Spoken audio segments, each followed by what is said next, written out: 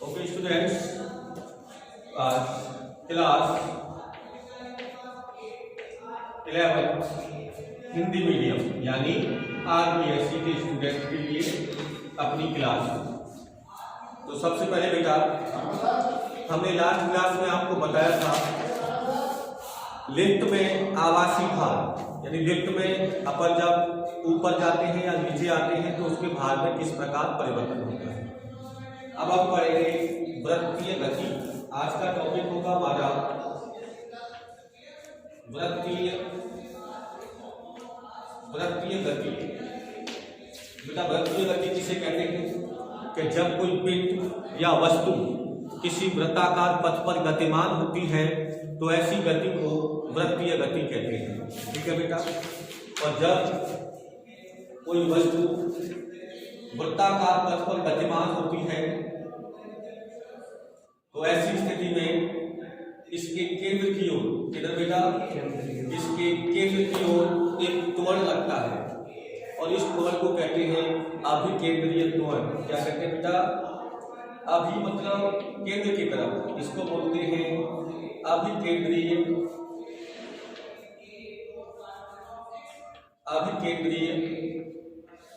त्वरण। राइट बेटा। अभिकेंद्रीय त्वरण को लिखा जाता है किससे बेटा? ए यानी त्वरण होता है। सी का मतलब इसको इंग्लिश में बोलते हैं सेंट्रीपिटल एक्सेलरेशन, इसलिए सी से लिख दिया गया है। तो ये होता है AC बराबर v²/r। समझना? जब कोई पिंड किसी वृत्ताकार पथ पर घूमता है तो उसके केंद्र की ओर एक त्वरण लगता है जिसे क्या कहते हैं? अभिकेंद्रीय त्वरण। AC बराबर v²/r। यहाँ v क्या है बेटा? v है पिंड का वेग और r है बेटा वृत्ताकार पथ की त्रिज्या। और जब त्वरण होगा तो बल भी होगा। ठीक है बेटा। अगर इस पिंड का द्रव्यमान, सपोज ये पिंड है, अगर इसका द्रव्यमान m है तो केंद्र की तरफ लगने वाले बल को क्या कहते हैं बेटा? अभिकेंद्रीय। ऐसे लिखेंगे अभिकेंद्रीय, ये गलत लिखा था,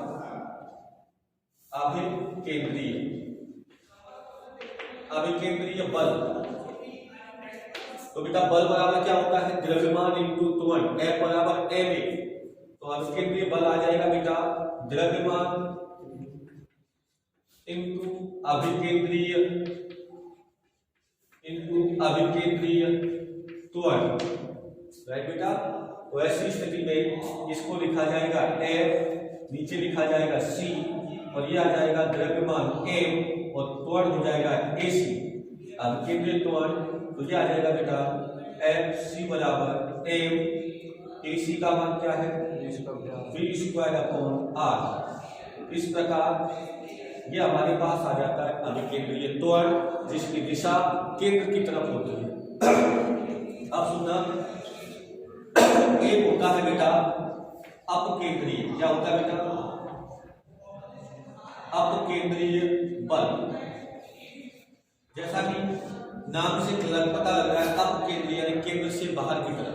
तो मैंने हमेशा एक बात की आपसे कि जब कोई वस्तु एक त्वरण से क्या हो बेटा गतिमान होती है तो ऐसी स्थिति में उस पर एक आभासी बल लगता है, क्योंकि जो अपकेंद्रीय बल है ये क्या है? एक आभासी बल है, ये एक काल्पनिक बल है कि जब कोई पिंड किसी वृत्ताकार पथ पर गति करता है तो उसके केंद्र से बाहर की तरफ एक बल लगता है जिसे अपकेंद्रीय बल कहते हैं। और अपकेंद्रीय बल का मान अभिकेंद्रीय बल के बराबर होता है, लेकिन दिशा कैसी होती है? विपरीत होती है। ये किधर लगता है? केंद्र की तरफ, और ये किधर लगता है? केंद्र से बाहर की तरफ। केंद्र से बाहर की तरफ लगने वाले बल को अपकेंद्रीय बल कहते हैं और इसका मान होता है बेटा F बराबर mv²/r, यानी अभिकेंद्रीय बल के बराबर, लेकिन दिशा कैसी होती है? विपरीत होती है। तो एक बल हो गया हमारे पास कौन सा? अभिकेंद्रीय बल, और एक हो गया अपकेंद्रीय बल। तो आप ये समझ लो कि जब कोई पिंड किसी वृत्ताकार पथ पर गति करेगा तो तो उस पर एक बल कहां लगेगा, बाहर की तरफ। ऐसे समझो, अगर कोई पिंड किसी वृत्ताकार पथ पर गति करेगा, मान लो ये कोई पिंड है, तो इस पर एक आभासी बल किरण लगेगा बाहर की तरफ, जिसे क्या बोलेंगे, अपकेंद्रीय बल।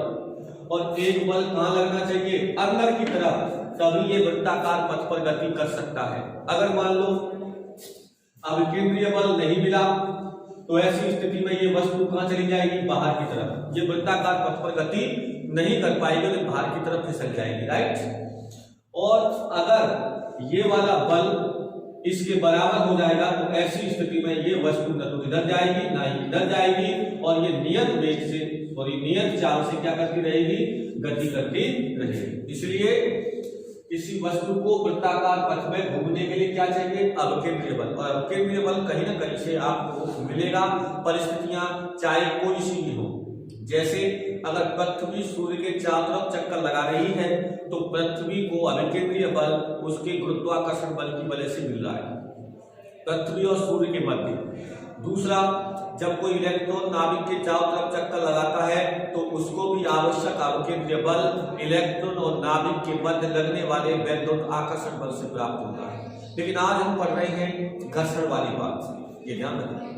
तो आज हमारे पास, अगर हम घर्षण की बात करेंगे, तो आज हमारे पास जब कोई वाहन जैसे कार, साइकिल, कोई भी हो, अगर किसी वृत्ताकार पथ पर आपको मोड़नी है, तो सड़क और पहिए के बीच में घर्षण बल लगना चाहिए।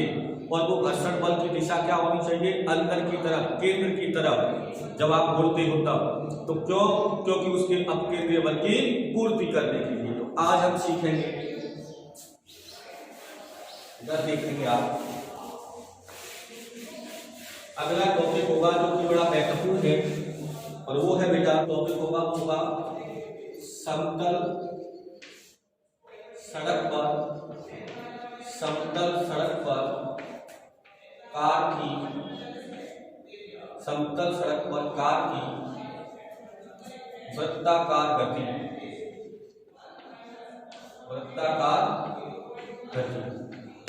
समझ लो ना बेटा, मैंने बोला सड़क तो कैसी है बेटा, समतल है, लेकिन कार की गति कैसी है, वृत्ताकार। मतलब आप ऐसे कह सकते हैं कि समतल वृत्ताकार सड़क पर कार की गति, ऐसे भी कह सकते हैं। चलो इसको ऐसे लिख सकते हैं, समतल वृत्ताकार या वृत्तीय सड़क पर कार की गति, ऐसे भी कह सकते हैं। एक ही बात, मतलब जैसे किसी मोड़ पर कार को मोड़ना, सीधी सी बात है। सड़क तो समतल है, मतलब सड़क समतल का मतलब है कि सड़क न उठी है न दबी है, लेकिन मोड़ है, मोड़ पर कार की गति आप कैसे सुरक्षित कैसे चला सकते हो। मैं आज आपको ये सिखाने वाला हूं कि अगर आपको किसी सड़क पर जब आपको मुड़ना है, तो उस सड़क की जो वृत्त बन रहा है उसका आपको त्रिज्या पता होना चाहिए। यानी उस वृत्ताकार सड़क की त्रिज्या पता हो, तो आप ये पता कर सकते हो कि आप अधिक से अधिक किस वेग पर इस अपनी बाइक को या कार को मोड़ सकते हैं। अन्यथा अगर उससे ज्यादा स्पीड कर दोगे तो वो पलट जाएगी। देखिए कैसे पलटना है, आइए ये अपने पास टॉपिक है।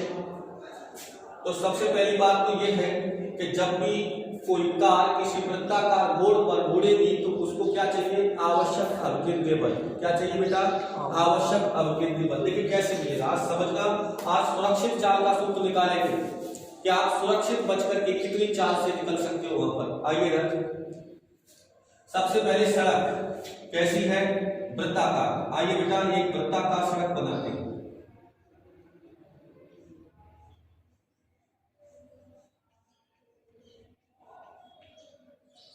लो, ये आपके पास रोड है, ऐसे रोड समझ में आ रहा है। ये रोड है, आपको ऐसे मुड़ना है, ऐसे। इसकी त्रिज्या मैंने मान ली सपोज, ये इसका केंद्र है, तो इस वृत्ताकार पथ की त्रिज्या मैंने क्या मान ली, सपोज स्मॉल आर।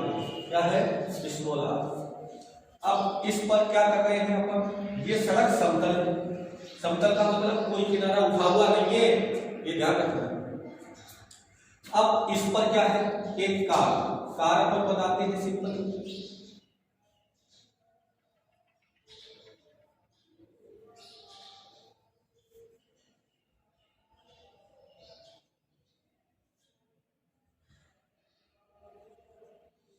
सिंपल बनानी है, कोई ज्यादा आपको नेतागिरी नहीं करनी।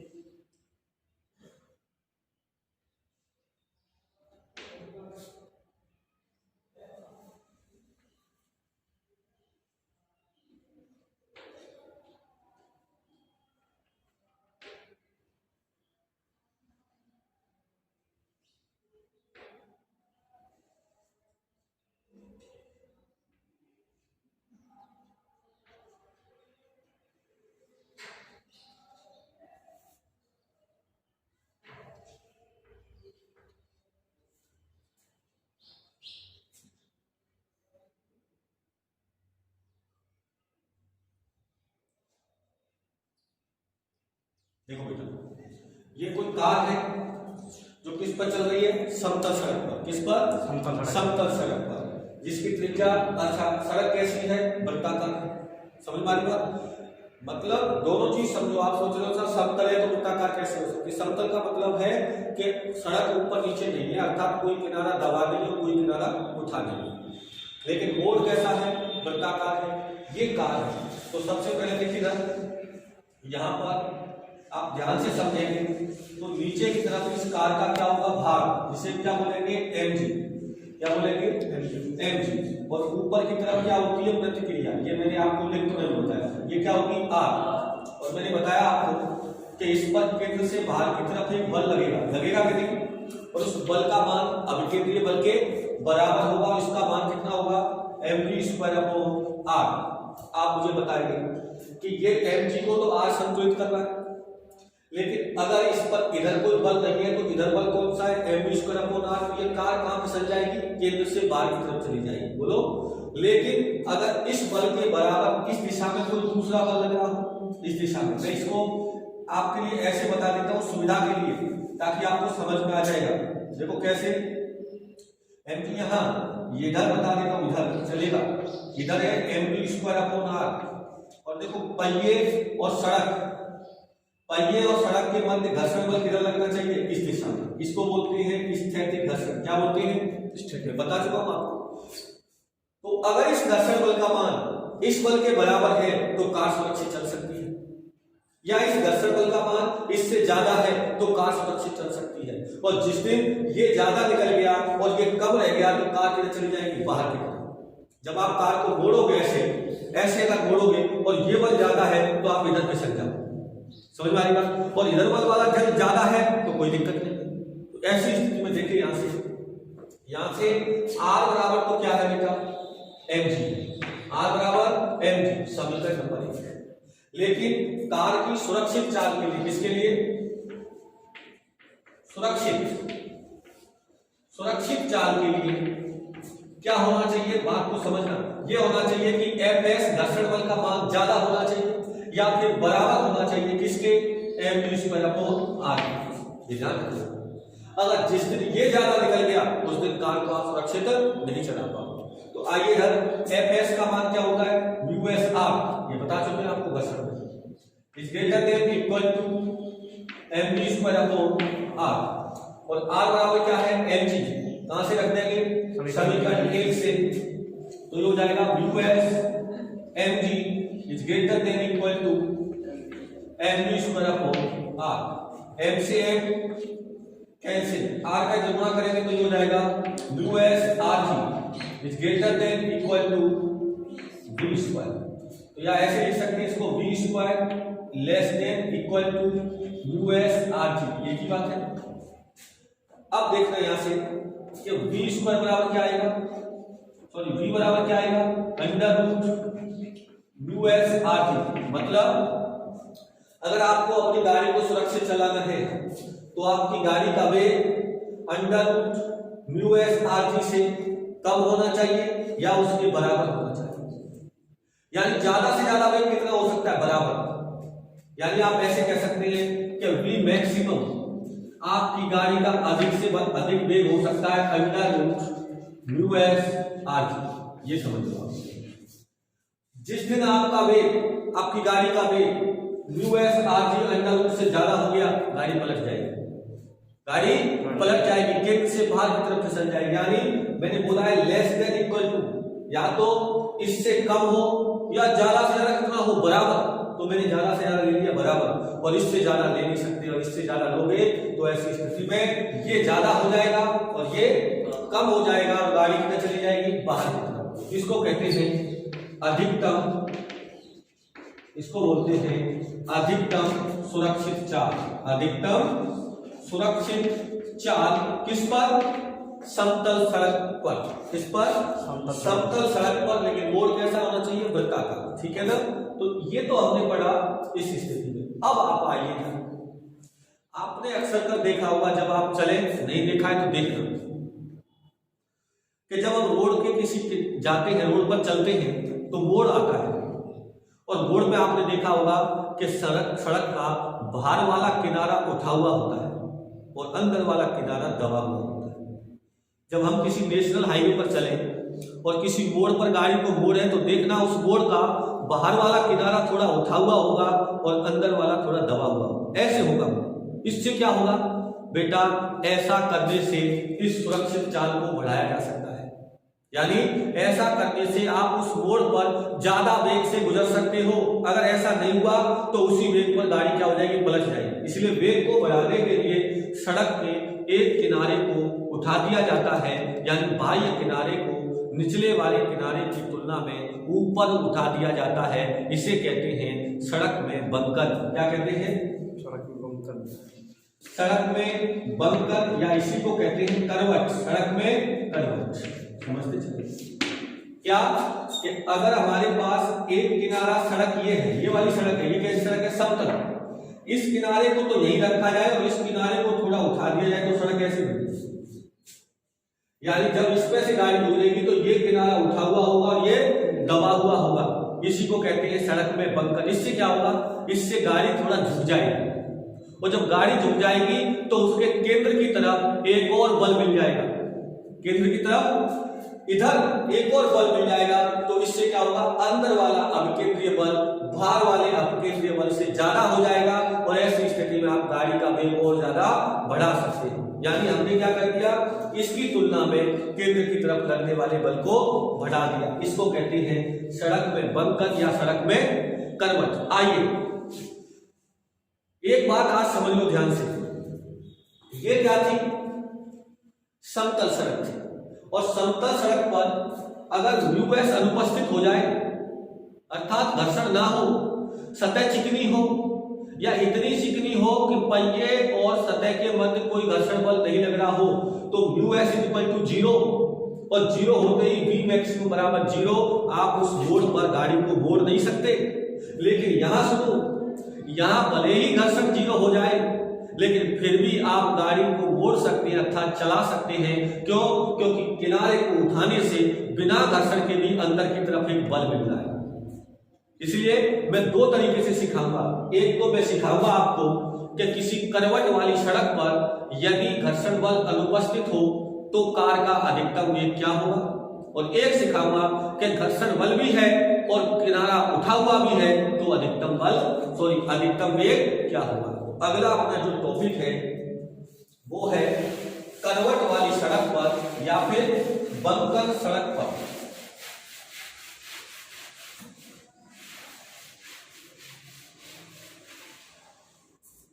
अगला टॉपिक होगा अपना बेटा करवट, या इसको कह सकते हैं बंकर। ठीक है ना? लेकिन कैसी है बेटा? घर्षण ही। कैसी है? घर्षण नहीं है, घर्षण ही करवट या बंकर वाली वृत्ताकार, ऐसे लिखते हैं, वाली सड़क पर वाहन की वृत्तीय गति। आज भी मोड़ है, लेकिन दो बातें हैं। एक तो बंकर है यानी करवट है सड़क, एक किनारा उठा हुआ है, और एक घर्षणहीन यानी घर्षण नहीं है। आज मैं घर्षण को 0 मान रहा हूं, अगले में घर्षण मानूंगा। तो देखिए इधर सबसे पहले हमारे पास सड़क कैसे बनाएंगे, अब आप समझिए। ये तो है समतल। क्या है? समतल। और इसका ये किनारा उठा दिया गया, ये ये जो कोण है इसको बोलते हैं बंकन कोण। क्या बोलते हैं? बंकन कोण या करवट कोण। यानी निचले किनारे की तुलना में बाहर वाले किनारे को जिस कोण से उठाया जाता है उसे क्या बोलते हैं? बंकन कोण। अब आ जाइए, अगर ऐसा है तो अब आप देखेंगे इधर, अब कार की गति देखते हैं। पथ कैसा है? वृत्ताकार। कैसे बता सकते हैं आप? लो, ये सड़क है गोल वाली, लेकिन आज इसके किनारे को उठा दिया गया है, तो आज इस पर कार कैसे होगी? झुकी हुई। तो कार कैसे बना देंगे? अभी बनाई थी।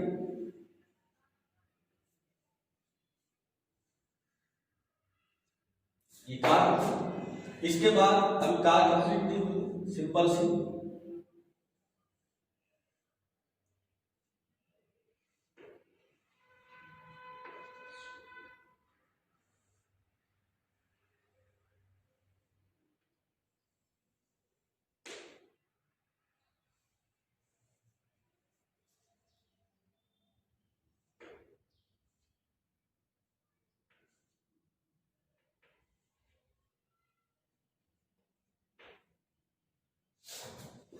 देखिएगा ध्यान से, तो अब समझो, आज ये कार इस वृत्ताकार पथ पर ऐसे चलेगी जिसका किनारा बाहर वाला कैसा है? उठा हुआ है। लेकिन मैं कह रहा हूं यहां पर कि यहां यूएस का मान कितना है बेटा? 0 है, यानी घर्षण है ही नहीं। तो आइए ना, सबसे पहले mg, तो बेटा mg किधर होता है? नीचे की तरफ। कहीं भी देखिए ना, mg कहां होगा? नीचे। और r हमेशा कहां होता है? पृष्ठ के लंबवत होता है। कहां होता है? लंबवत। तो प्रतिक्रिया कौन सी होगी? ये वाली। ये क्या होगी? r होगी। अगर आप ध्यान से देखेंगे, ये r है और ये हमारे पास क्या है? mg है। तो अब मैं इसको इधर बढ़ा दूं आगे, समझना ध्यान से। तो अगर ये कोण थीटा है तो ये कोण भी थीटा होगा। बोलो, क्योंकि देखो ये थीटा, ये यहां मान के देखो थोड़ी देर के लिए, देखो मैं इधर अलग से बना रहा हूं, वैसे सिंपल। ये रहा mg और ये वाला मान ऐसे। अगर ये थीटा है तो ये 90, तो ये क्या हो जाएगा? 90 माइनस थीटा। और ये टोटल 90 है, तो ये क्या बचेगा? थीटा। तो यहां पर ये थीटा हो जाएगा। अब घटक मैंने क्या बताया था बेटा? जो मेरे साथ जोड़े लगा था क्लासों में, उसको मैंने बताया है mg जिस गुणा के साथ थीटा बनाता है वो जाता है mg cos थीटा। क्या हो जाता है? mg cos theta. अब इसके लंबवत कौन सा होगा? ये वाला घटक। बोलो होगा 90 डिग्री पर। तो ये क्या हो जाएगा? बोलो, ये हो जाएगा mg sin theta. mg sin theta. और मैंने एक बात बताई कि ये mg sin थीटा कहां लग रहा है? केंद्र की तरफ। कहां लग रहा है? केंद्र की तरफ। और इसके विपरीत दिशा में कौन लगेगा बेटा? mv square upon r। देखो, अगर ये समतल सड़क होती तो ये वाला घटक नहीं होता। ऐसी स्थिति में अब केंद्रीय बल होता है mv स्क्वायर अपॉन r, और कार क्या हो जाती है? फिसल जाती है। लेकिन आज घर्षण बल न होते हुए भी हमारे पास कौन सा घटक है? mg sin थीटा, जो इसकी क्या कर रहा है? पूर्ति कर रहा है। तो ऐसी स्थिति में अगर हम समीकरण देखें तो यहां से क्या आएगा? ये आएगा mg sin थीटा बराबर mv स्क्वायर अपॉन r। बोलो, mg sin थीटा बराबर mv स्क्वायर अपॉन r। और इधर देखो r बराबर क्या आ जाएगा? यहां से क्या आ जाएगा? mg cos थीटा बराबर क्या आ जाएगा? r। देखो जरा, इसके विपरीत कौन है? ये वाला। अब ये समीकरण 1 है और ये समीकरण 2 है। तो समीकरण 1 में कितने का भाग दे देंगे? 2 का। इसमें इसका भाग देंगे तो हो जाएगा mg sin theta upon mg cos theta बराबर mv square upon small r, और ये क्या हो जाएगा? कैपिटल R हो जाएगा। अब यहां से देखो, यहां से क्या हो रहा है? mg से mg कैंसिल। बोलो, mg से mg कैंसिल। तो यहां से क्या आ जाएगा? बोलो, sin थीटा और cos थीटा क्या होता है?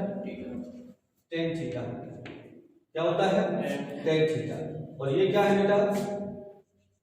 mv स्क्वायर अपॉन ये क्या है? r। और कैपिटल आर बराबर क्या होता है बेटा mg, बोलो आर बराबर क्या होता है mg होता है।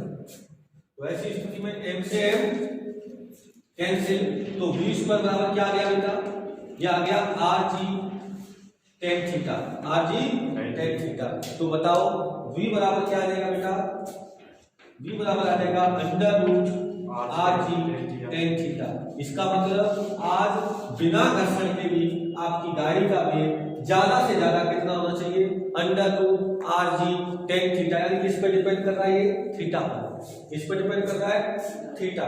जैसे मौत के कुएं में अगर गाड़ी चलाते हैं, आपने देखा हो तो इसी सिद्धांतों का उपयोग करते हैं, वो जब बनाते हैं तो किसी कोण पर, तो देखो v बराबर under root rg tan theta, इसका मतलब बिना घर्षण के भी आप गाड़ी का अधिकतम वेग कितना रख सकते हो, under root rg tan theta. जबकि पहले वाले में म्यू बराबर 0 होने पर v बराबर क्या था 0, v बराबर क्या था, ऐसे देखो वो समीकरण भी आ जाएगा। अगर सड़क में करवट नहीं होती तो थीटा का मान क्या होता 0, और tan 0 का मान 0 होता है, तो v बराबर 0, यानी आप कार को गति दे ही नहीं सकते थे, कार को चला ही नहीं सकते बिना करवट वाली सड़क पर, तो ये करवट से गया इस प्रकार। अब नेक्स्ट टॉपिक में हम पढ़ेंगे कि सड़क ऐसी ही है लेकिन घर्षण होगा, यानी घर्षण उपस्थित होगा, घर्षण वाली करवट या वंकन वाली सड़क पर वाहन की बढ़ती गति नेक्स्ट टॉपिक में पढ़ेंगे। आज के लिए